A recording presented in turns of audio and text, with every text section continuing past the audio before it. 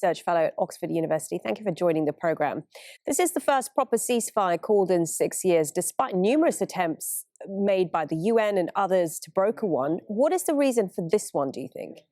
It suits both parties right now. On the coalition side, there has been a massive uptick in Houthi missiles and drone attacks well beyond Yemen's own borders, and that has focused attention in Saudi Arabia and in the United Arab Emirates on the need for a ceasefire. And on the Houthi side, well, they've definitely stalled around Ma'rib, but also they're in a reasonably strong position still.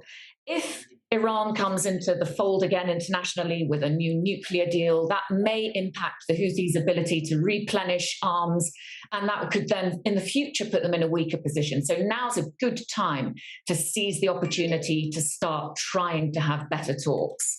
And apart from that, if they're war weary, this war is now entering its 8th year. And of course, it's Ramadan. So a good time for both sides to put down their guns and focus on the holy month of fasting. As you say, the Houthis' grip on Sana'a remains firm and has done throughout the last 8 years or so. The Saudi-led coalition is a lot smaller than it was at the start.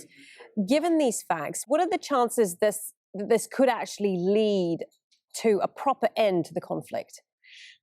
Well, I think we should be very careful before thinking that we are somehow on now a conveyor belt to peace. It's certainly true that it's easier to sign these kinds of truces than it is to implement them. If we just look at the Riyadh Agreement of 2019, and that was between the members of the coalition itself, the internationally recognized government and the Southern Transitional Council in the south.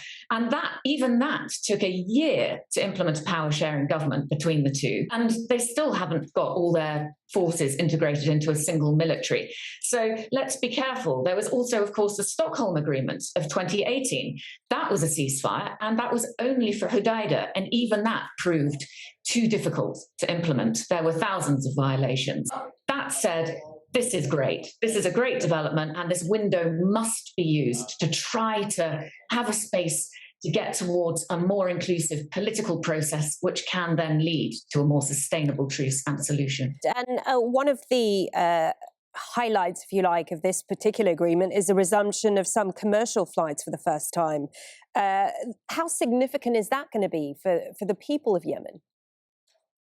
Well, it's a much needed reprieve. And as you say, this isn't just a nationwide truce for 2 months. There are other significant elements here.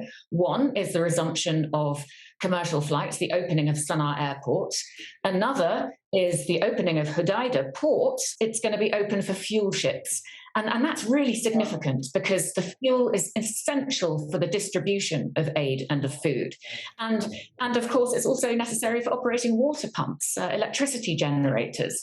And then, of course, there's opening the roads to Taiz down in the southwest, which has been under siege for years. So those 3 elements are side elements of this truce, which are really significant and really welcome. Thank you so much for talking to us. Elisabeth Kendall, speaking to us there from Geneva, Senior Research Fellow at Oxford University.